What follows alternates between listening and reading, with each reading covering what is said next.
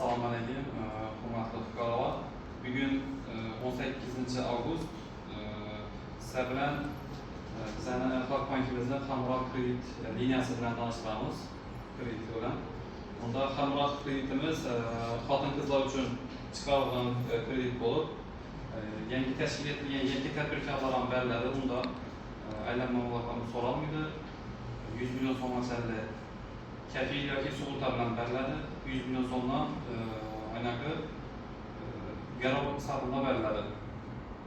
Pul o'tkazish yo'li bilan beriladi. Ularning yillik foizi asosiy vosita 20%dan, aylanma 21%dan beriladi.